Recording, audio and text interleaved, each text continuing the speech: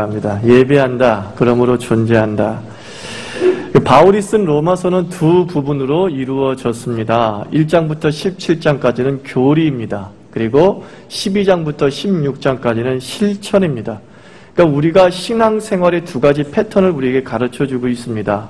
1장과 11장은 뭐예요? 어떻게 구원받는가? 오직 예수 그리스도를 믿음으로 구원받는다라는 것을 설명해주고 있고, 12장부터 16장까지는 구원받은 백성은 이제 어떻게 살아야 되는가를 설명해주고 있습니다. 즉 인생의 방향을 가르쳐주고 있는 겁니다. 그러니까 믿음은 삶의 의미를 변화시킨다는 겁니다. 예수를 믿은 다음에는 내가 어떻게 살아야 될 것인가, 내가 무엇을 추구하면서 살아야 될 것인가에 대한 명확한 이유를 깨닫게 해준다라는 겁니다. 믿음이 들어온 다음에 삶의 방향이 바뀌고, 믿음이 들어온 다음에 우리의 비전이 바뀌게 되어지고, 믿음이 들어온 다음에 우리의 의미 추구의 내용이 달라지게 됩니다. 그 성공한 사람이나 인생을 열심히 살아온 그 중년의 사람들이 자주 하는 말이 있습니다. 이런 말을 하죠.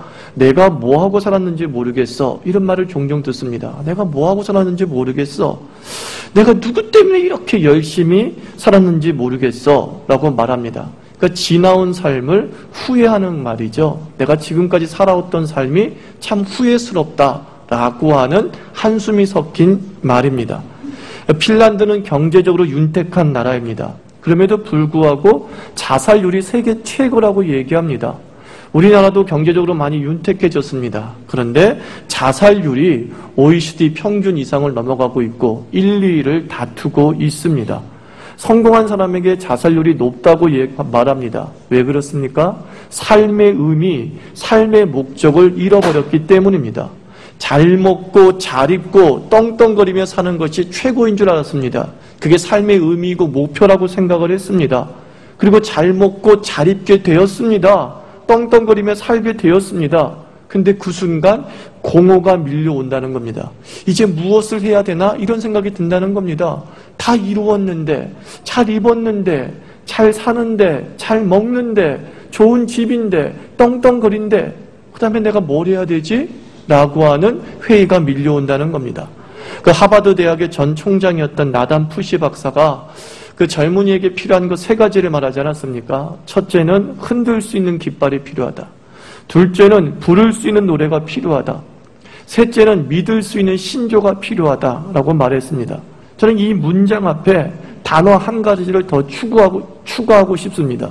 뭐냐 하면 평생입니다. 젊은이에게만 흔들 수 있는 깃발이 필요한 것이 아니라 평생 흔들 수 있는 깃발, 평생 부를 수 있는 노래, 평생 믿을 수 있는 신조가 우리에게 필요합니다. 평생 한 가지 목적을 향해 달려가도 전혀 허물을 느끼지 않을 수 있는 그 흔들 수 있는 깃발과 노래와 신조가 필요합니다. 그럼 우리 인생에게 평생 흔들 수 있는 깃발과 평생 부를 수 있는 노래와 평생 믿을 수 있는 신조가 있느냐? 성경은 있다라고 말합니다. 무엇입니까? 하나님을 영화롭게 하는 일이라는 거예요. 하나님이 영화롭게 하는 것이 우리 평생에 추구할 가치이고 의미입니다. 솔로몬은 가치 있는 삶을 추구했습니다. 성공지향적인 삶을 추구했습니다. 영토 확장을 해서 그 어느 때보다도 넓은 땅을 만들었습니다. 대규모 토목 공사를 해서 참 팔레스타인 전 지역을 화려하게 만들었습니다. 탁월한 외교 능력을 가지고 있어서 전쟁을 통하지 않고서도 얼마든지 필요한 것들을 공급하는 그런 능력을 펼쳤습니다. 또 글쓰기는 얼마나 잘합니까? 잠언도 쓰고 전도서도 쓰면서 좋은 글들을 후대에게 남겼습니다. 그의 삶은 가치 있는 삶이었습니다. 그의 삶은 의미 있는 삶이었습니다. 그럼에도 불구하고 그 솔로몬이 말년에 한 말이 무엇이었습니까? 전도서 12장을 전도서를 읽어보면 순간순간마다 솔로몬이 뭐라고 얘기해요? 헛되고 헛되도다, 헛되고 헛되니, 헛되고 헛되도다, 헛되고 헛되니. 이걸 요즘 말로 표현하면 뭡니까? 나 뭐 한 거니? 이거예요. 솔로몬이 그 얘기하고 있는 나 뭐 한 거니? 대규모 토목공사를 했던 솔로몬이 나 뭐 한 거니? 글쓰기를 했던 솔로몬이 나 뭐 한 거니? 탁월한 외교를 펼쳤던 솔로몬이 나 뭐 한 거니? 영토를 넓혔던 그 솔로몬이 나 뭐 한 거니? 말년에 그렇게 얘기하고 있더라는 겁니다. 그리고 그 말년에 그의 백성과 그의 자녀에게 이렇게 권고합니다. 전도서 12장 1절 너는 청년의 때 곤고한 날이 이르기 전 나는 아무 낙이 없다고 할 때가 가깝기 전에 너의 창조주를 기억하라 라고 말하고 있습니다. 자기가 이때까지 살아오면서 헛되고 헛됨이 되었던 이유 중에 하나가 뭐냐? 내가 창조주 하나님을 기억하지 못했다는 겁니다. 그분이 내 인생의 전부가 되지 못했을 때에 영토 확장과 대규모 토목공사와 글쓰기와 그리고 탁월한 외교술을 발휘하는 그 모든 것이 헛되고 헛된 것이 돼버리고 말았다라고 얘기합니다. 그래서 젊은 세대에게 얘기합니다. 후회 없는 삶을 살고 싶니? 정말로 나 뭐 한 거니? 라고 하면서 자기 자신에 대한 한숨을 내뱉지 않고 살고 싶니? 그러면 너의 하나님 창조주를 기억해. 그 하나님을 영화롭게 해봐 라고 솔로몬은 말하고 있습니다. 하나님을 위해 자신의 평생을 바친 사람에게는 공허감이 없습니다. 바울이 죽기 전에 디모데후서 4장 7절과 8절에서 이렇게 고백합니다. 여러분 죽기 전에 뭐라고 고백할지 모르겠어요. 근데 바울은 죽기 직전에 이렇게 얘기합니다. 내가 선한 싸움을 싸우고 나의 달려갈 길을 마치고 믿음을 지켰으니 이제 후로는 나를 위하여 의의 면류관이 예비되었으므로 주 곧 의로우신 재판장이 그날에 내게 주실 것이니 내게만 아니라 주의 나타나심을 사모하는 모든 자에게니라 라고 말합니다. 후회가 없습니다. 한탄이 없습니다. 나기는 다 마쳤대요. 나는 달려갈 길을 마쳤어. 나는 믿음을 지켰어. 나는 주의 면류관의 예비되었어 라고 말합니다. 당당합니다. 자신의 인생에 대해서 당당합니다. 자기가 거쳐온 삶의 흔적에 대해서 매우 당당합니다. 나는 믿음을 지켰어. 나는 선한 싸움을 했어 라고 말합니다. 우리 예수님도 마찬가지죠. 우리 예수님께서 십자가에서 죽으신 죽음은 참 비극적인 죽음이고 부끄러운 죽음입니다. 세상적으로 봤을 때. 근데 그 십자가 고난 중에서 예수님께서 뭐라고 외치시고 돌아가십니까? 다 이루었다 그랬어요. 다 이루었다. 예수님은 자신의 죽음에 대해서 후회가 없다는 겁니다. 자신의 인생에 대해서 후회가 없다는 겁니다. 난 다 이루었어. 난 하나님의 뜻을 다 이루었어 라고 말합니다. 하나님을 위해서 평생 자신의 인생을 바친 목사님이나 장로님이나 그런 권사님의 죽음을 목도해 본 적이 있습니까? 하나님을 위해서 평생 자신의 인생을 바친 그분들은 미소를 짓지 않습니까? 그리고 감히 죽은 자가 할 수 없는 말을 합니다. 천국에서 만납시다. 죽기 직전에 많은 사람은 뭐라 그래요? 후회하잖아요. 더 살고 싶어 라고 얘기하잖아요. 나 좀 살려주세요 라고 말하잖아요. 그런데 믿음의 사람들은 죽을 때 천국에서 만나재요. 인생에 대한 후회가 없는 거죠. 살아온 삶의 흔적에 대해서 만족감이 넘치는 겁니다. 초점이 하나님을 향하고 있을 때에, 초점이 하늘을 향하고 있을 때에 우리의 인생은 가치와 빛을 발하게 되는 줄 믿습니다. 하나님의 영광은 우리의 삶을 의미 있게 만듭니다. 그렇다고 한다면 하나님의 영광을 위해 산다는 것이 대체 뭐냐는 겁니다. 주의 영광을 추구하고 산다는 것, 그것이 무엇이냐? 로마서 12장 1절과 2절이 그걸 가르쳐주는 거예요. 그러므로 형제들아 내가 하나님의 모든 자비하심으로 너희를 권하노니 너희 몸을 하나님이 기뻐하시는 거룩한 산제사로 드리라. 이는 너희의 드릴 영적 예배니라. 예배래 예배. 우리가 이 땅을 살아가면서 하나님께 영광 돌리는 일이 무엇이냐? 예배하는 삶을 얘기하고 있다는 겁니다. 성도는 예배할 때 가장 아름다워지고 성도의 인생은 예배와 연결되어질 때 가치와 의미를 발하게 된다라는 말씀 아니겠습니까? 예배를 어렵게 생각하지 마십시오. 예배란 뭐냐? 하나님을 가장 귀하게 여기는 것. 그게 예배예요, 여러분들. 하나님을 가장 귀하게 여기는 것. 예배의 원형이 제사 아닙니까? 제사. 제사를 드리는 제물은 가장 깨끗하고 가장 좋은 곳으로 드리겠어요. 그래서 오늘도 너희는 거룩한 산제사, 살아있는 제사, 가장 가치 있는 곳으로 하나님께 드리라 라고 말합니다. 결국 예배는 하나님을 최고로 여기는 행위이면서 내 인생의 가장 소중한 것과 가장 가치 있는 것을 주님께 기꺼이 드리고자 하는 것, 그것이 예배가 된다는 겁니다. 어떤 사람은 꿈이 자기 인생의 가장 소중한 겁니다. 나는 이것이 될 거야. 이런 사람이 될 거야. 이것들을 이루어 나갈 거야. 근데 그 꿈을 드릴 때에 하나님 이 꿈조차도 하나님의 것입니다라고 드리는 것. 이것이 예배가 된다는 겁니다. 하나님을 가장 귀하게 여기면 우리도 역시 존귀한 인생이 되는 줄 믿습니다. 그죠? 시편 기자가 뭐라고 얘기했어요? 나를 존귀히 여기는 자는 나도 그를 존귀히 여기라 그랬어요. 그죠? 하나님을 존귀히 여길 때에 하나님은 그의 백성을 일으키셔서 존귀한 자리에 앉혀주십니다. 미국의 지미 카터 대통령 참 오랫동안 살아계시죠. 오랫동안 살아계시고 얼마 전에도 북한을 또 방문하지 않았습니까? 카터 대통령이 북한을 방문할 때마다 한 명씩 죽어나간다고 그러지 않습니까?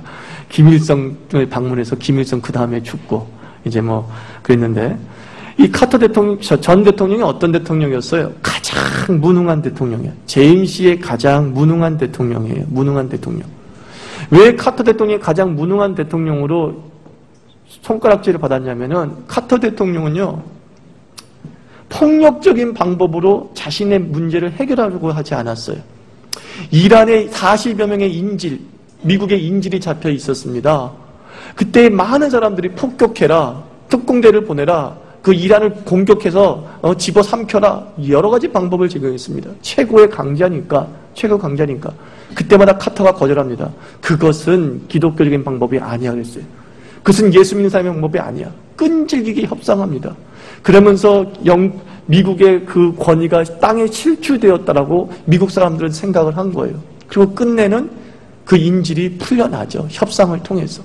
그래서 무능한 대통령으로 낙인 찍히면서 재임에 실패를 하게 됩니다.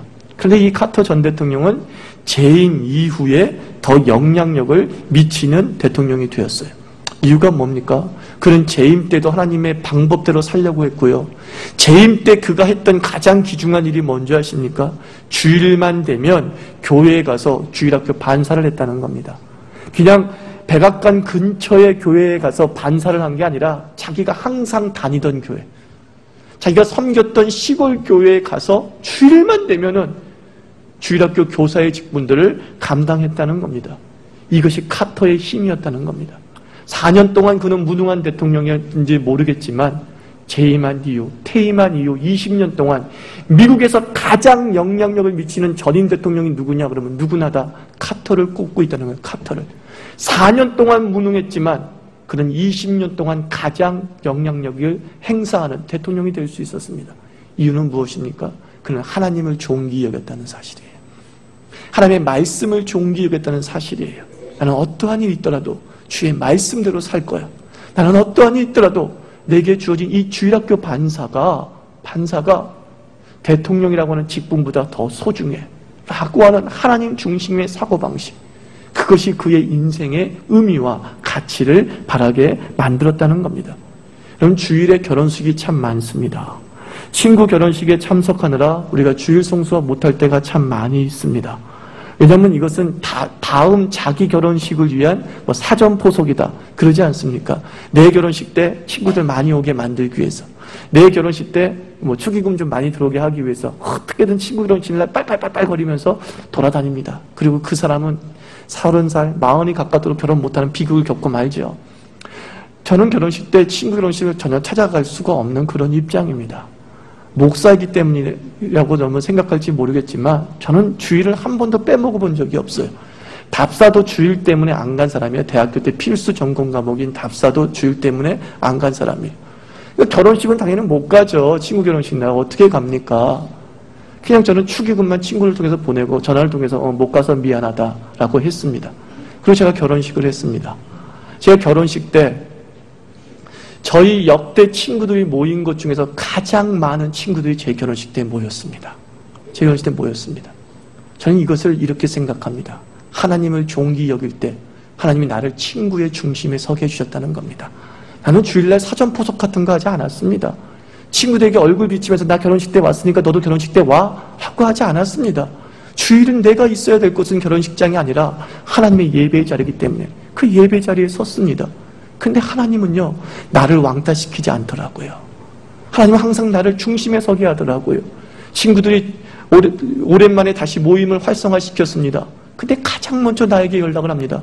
너 와야 돼, 너 와야 돼. 그 주일날 보통 동문회 하지 않습니까? 주일날 보통 자기네끼리 모이지 않습니까? 주일날 모이지 않았습니다. 금요일날 모였습니다. 이유는 뭔지 아세요? 천운이 때문에. 천운이 때문에. 천운이가 이때 나와야 되거든. 그것 때문에 주일날 쉽게 노는 날 동문회를 하지 않냐고 그 빠듯한 금요일날 동문회를 했습니다. 어디에 있습니까? 하나님을 존귀 여길 때예요. 하나님을 존귀 여길 때.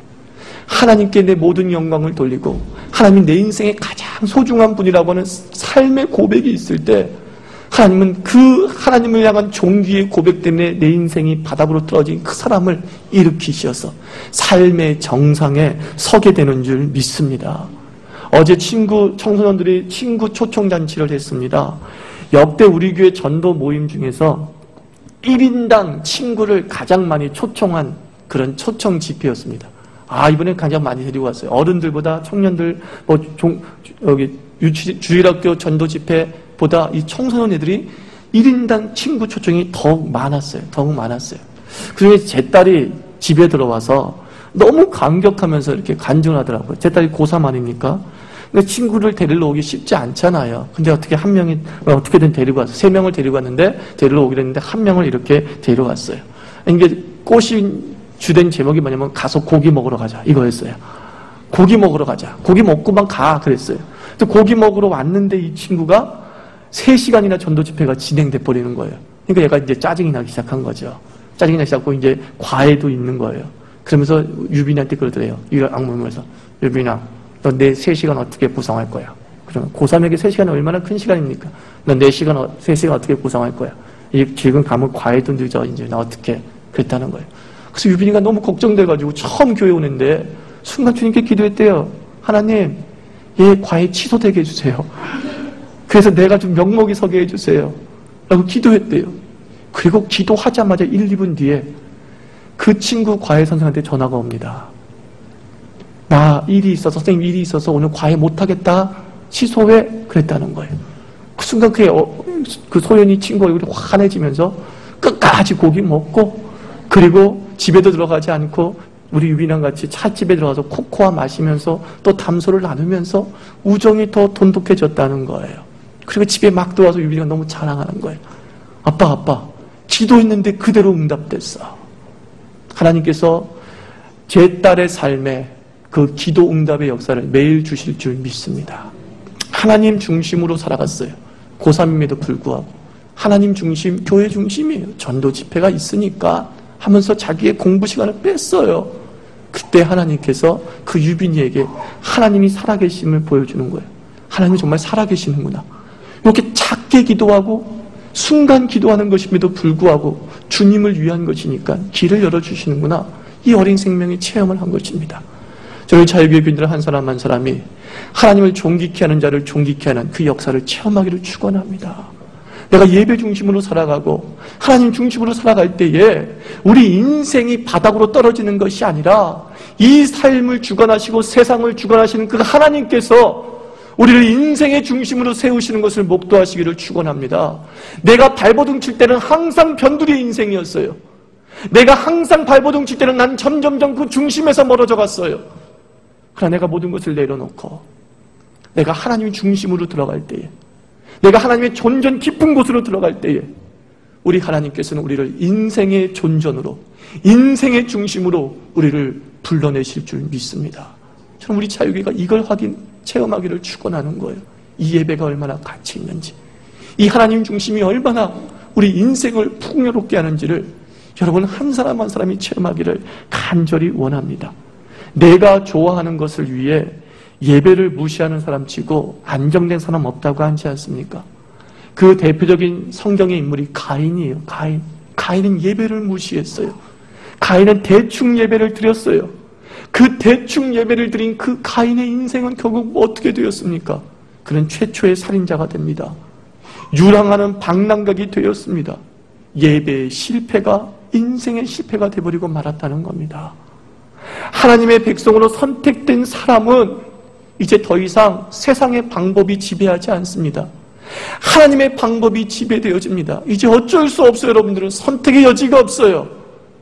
예수 그리스도를 믿는 그 순간 하나님의 삶의 법칙이 여러분을 지배합니다. 그 하나님의 삶의 법칙이 무엇입니까? 나를 존귀 여기라는 겁니다. 하나님 중심으로 살아가는 겁니다. 그 삶의 법칙이 우리 인생에 맞아떨어지기 시작했을 때에 우리 인생이 풀려나는 역사를 체험하는 겁니다. 우리 가인되지 않기를 바랍니다. 예배의 실패자로 말미암아 인생의 실패자 되지 않기를 주의 이름으로 간절히 축원합니다. 예배는 문제 해결 능력이 있지 않습니까? 솔로몬이 1000번제를 드렸습니다. 그리고 그의 왕이 되었을 때 평생의 문제가 뭐였어요? 내 지혜 있는 왕이 돼야 되는데 내가 내 아버지 다윗보다 이 나라를 더 잘 다스려야 되는 중압감이 있지 않았습니까? 그러나 솔로몬이 1000번제를 드리고 난 다음에 해결받았잖아요. 하나님께서 그 솔로몬에게 무엇을 주었습니까? 백성을 다스리는 지혜를 주셨습니다. 문제가 해결돼 버리고 말았습니다. 저는 결혼이 늦은 청년에게 이런 제안을 합니다. 예배를 감격스럽게 드려라. 그러면 좋은 배우자 만날 수 있다라고 말합니다. 왜 그런지 아십니까? 살아있는 예배를 드리면 얼굴에 광채가 납니다. 그러면 주변 사람들이 얘기해요. 저런 사람이라면 배우자로 사익감으로 삼고 싶다라고 얘기합니다. 만남이라는 것은 인상으로 결정되거든요, 여러분들. 알아요? 지나가다도 캐스팅 될 수 있어요, 사윗감으로. 알아요? 길거리 캐스팅 사윗감, 길거리 캐스팅 며느리가 될 수 있어요. 왜요? 그 얼굴에 광채가 나면. 예배를 드리면 광채가 나는 줄 믿습니다. 하나님을 만나면 광채가 납니다. 그가 누구였습니까? 모세였습니다. 모세가 40일 동안 하나님을 만났습니다. 하나님을 체험했습니다. 하나님에게만 집중했습니다. 그 40일 동안 하나님을 만난 모세가 백성들에게 나올 때에 그 얼굴에 무엇이 났다 그랬어요? 빛이 났다 그랬어요.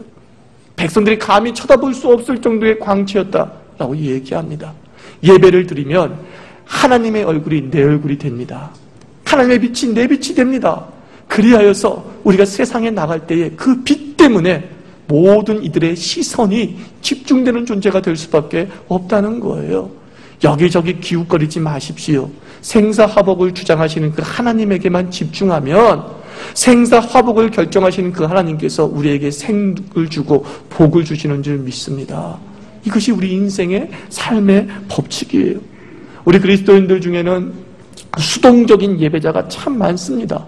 이제 목사가 이렇게 예배를 인도하다 보면 이 얼굴 표정에 뭐가 나오냐면 목사 어디 한번 은혜를 끼쳐봐 이런 식으로 딱 예배를 드리는 사람도 있어요. 그리고 딱 해서 오늘 한번 은혜 좀 되네? 뭐 이런 식의 방법으로 보여요. 얼굴에 보여요, 여러분들. 지금 몇몇 사람 그런 얼굴이에요, 지금. 들켰냐는 사람도 있는 것 같아요. 어디 한번 은혜 끼쳐봐. 그죠? 은혜 끼쳐봐. 오늘 성경은 뭐라 그래요? 너희 몸을 거룩한 좀 산제사로 드려래요. 너희 몸을. 능동적인 참여를 강조하고 있지 않습니까? 우리가 이형 예배 드리는 것, 능동적인 예배자가 되기를 원합니다. 예배에 뛰어드십시오. 예배의 분위기를 창조하는 자가 되십시오. 찬송할 때도 진정으로 터져나오는 열정으로 부르십시오. 기도할 때도 가슴으로부터 간절함으로. 그래서 다른 사람이 나에게 영향을 미치는 것이 아니라 내가 다른 사람에게 영향을 미쳐야죠. 은혜를 끼쳐봐가 아니라 내가 은혜를 끼쳐야죠. 하나님 그런 예배자를 원하신다는 겁니다. 너희 몸을 거룩한 산제사로 드리라. 하천은 목사가 가장 싫어하는 예배 태도가 뭐라 그랬어요? 옆구리 콕콕 찌르는 예배 싫다 그랬죠. 남편 옆구리 콕콕 찌르면서 일어나 참 예배나 제대로 드려. 니나 예배 제대로 드리라고요. 무슨 뜻인지 아십니까? 내가 먼저 창조자 예배자가 되면 옆에 사람도 그 예배에 동화되어지는 역사가 벌어지는 겁니다. 우리 모두가 다 이 능동적 예배를 드리기를 원하는 겁니다. 특히 교육자들, 지도자들은 더 능동적 예배자가 돼야 돼요. 마틴 로이드 존스 목사가 이런 얘기를 했어요. 믿음의 후배들에게 자네들은 왜 강대상에 올라갈 때의 열정이 강대상에 내려갈 때는 없는가 그랬어요. 강대상에서 얼마나 열심히 예배드리고 찬송하고 기도하면서 니들이 예배자가 되었을 때 왜 너희들 입만 뻥긋거리고 있냐고 그랬어요. 마틴 로이드 존스가 믿음의 후배들에게 교육자에게 얘기한 거예요. 전 그거 얘기를 의미를 알아요. 그 의미를 알아요. 지도자일수록 예배 모순에 빠져요. 예배 위선에 빠져요. 여기 섰을 때 능동적 예배자가 돼서 은혜를 끼치려고 애를 써요. 그러나 이 자리에 앉는 순간부터는 수동적 예배자가 돼서 은혜를 좀 끼쳐봐 그러고 있더라고요. 은혜를 끼쳐봐. 은혜를 끼쳐봐 하는 순간에는 이 은혜가 오지 않습니다. 하나님의 임재를 사모하는 자에게 주께서 은혜를 베풀어 주는 거예요. 시편 107편 9절 말씀, 저가 사모하는 영혼을 만족케 하시며 줄인 영혼에게 좋은 것으로 채워주신다. 누구에게요? 사모하는, 달라고 하는 능동자에게, 채워달라고 하는 능동자에게, 주의 임재를 사모하는 능동자에게 주께서 어떻게 하는지 채워주신대요. 배고프다 배고프다고 말하는 자에게 좋은 것으로 채워주신대요. 누가 임재를 체험합니까? 사모하는 심령이요, 능동적 예배자가요, 창조적 예배자가 하나님의 은혜를 체험하게 되고 주의 임재를 목도하게 되는 것입니다. 우리가 마당만 밟고 가는 예배자 되지 않기를 바랍니다. 하나님의 보좌 안에, 하나님의 존존 안에 깊숙이 들어가십시오. 그래서 이 예배를 떠날 때에는 배를 두들기고 가십시오.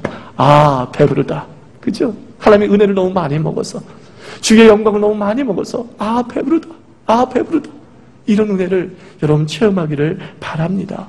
우리 한 사람 한 사람들, 우리 자유교회 교인들 한 사람들 예배에 목숨을 걸어야 돼요. 이 예배는 성도의 존재 이유입니다. 예배하기 때문에 존재하게 되는 겁니다. 그러나 우리가 예배가 우리 삶에서 죽어갈 때에는 우리 인생도 죽어가고 썩어질 수밖에 없는 겁니다. 여러분, 인생을 반추해 보십시오. 자신의 인생이 부흥할 때에 예배의 부흥이 연결되어져 있습니다. 그런데요, 인생이 쇠퇴할 때를 보면 예배가 쇠퇴해져 있어요. 순서가 어떻게 되는지 아십니까? 예배부터예요. 예배부터예요. 제가 누누이 말씀드립니다. 여러분은 더 이상 세상 법칙에 맞춰 살 수가 없는 존재예요. 하나님의 백성으로 부르신 다음부터는 하나님의 법칙이 여러분을 지배해요.